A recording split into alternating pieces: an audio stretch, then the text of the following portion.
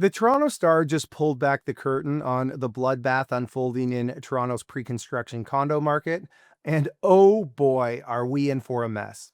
What was once a gold rush for speculators, fueled by cheap money, predatory sales tactics, and the collective delusion that real estate only goes up, has now become a financial horror show. The city's condo market isn't just correcting, it's imploding, dragging down investors and developers. This isn't an accident. It's the inevitable result of a system built on reckless speculation, regulatory negligence, and the dangerous myth that Toronto real estate is a sure bet. Where do we start? So let's rewind to the pandemic frenzy of 2020 to 2022. Interest rates were 0.25%, the lowest in history. Now, I knew people that were getting 5-year mortgages around 1%. Investors, and I use that term lightly, were snapping up pre-construction condos with 5% deposits, convinced they could flip them for massive profits before closing.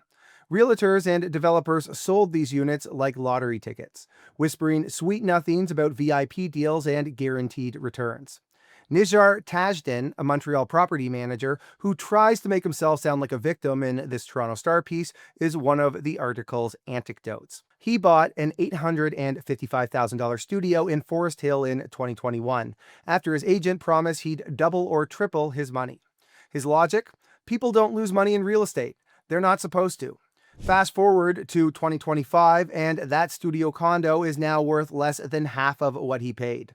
But for Tajden, he couldn't secure a mortgage, and the developer, Center Court, is suing him for $860,000 on top of keeping his $85,000 deposit. Oh, and they don't say this in regard to this particular lawsuit, but they do say many of these lawsuits are demanding a 24% interest rate on the judgments. This isn't an isolated tragedy. The Star found nearly 130 lawsuits from just two developers, being Center Court and Mod Developments, seeking tens of millions in damages from buyers who can't close. Christian Todorov, an investor who bought over 10 pre-construction condos in 5 years, is now being sued for over $1 million. He describes his situation as a living hell. And I just have to say, 10 pre-construction condos? And he's talking to the Toronto Star about what? How we should feel bad for him? This is insanity. It's 110% pure greed. Sorry to hear about your lawsuit, Christian. The math of many of these people is brutal. It's a combination of multiple things. First, we have plummeting valuations.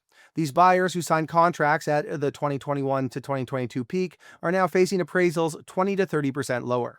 If you agreed to pay $1 million for a condo that's now worth $700,000, you're on the hook for the shortfall, on top of securing a mortgage with interest rates today that are much higher than they were during the peak. Secondly, the assignment flip scam has collapsed. Many buyers planned to sell their contracts or assignments before closing, but the market for these deals dried up as rates rose. Now these assignments or contracts are trapped. Thirdly, we have developers who are doing what they have to do, which compounds it. With default rates as high as 30% in some buildings, developers are dumping units at fire sale prices, dragging down values for everyone. According to the article, a $1.1 million unit recently sold for just $830,000, a 27% loss. And here's the kicker. Developers are legally entitled to sue for every penny of the shortfall. Those 60 to 80-page contracts buyers barely read? They're ironclad. The ripple effects are catastrophic. Projects are being canceled and investors are bleeding cash. One report is saying that over 80% of new GTA condo investors are cash flow negative, losing $1,000 to $1,500 per unit per month. So who's to blame? Of course, we've got the agents, the developers, the politicians, and the people talking to the Star in this article looking for sympathy. This isn't just bad luck. It's a systemic failure.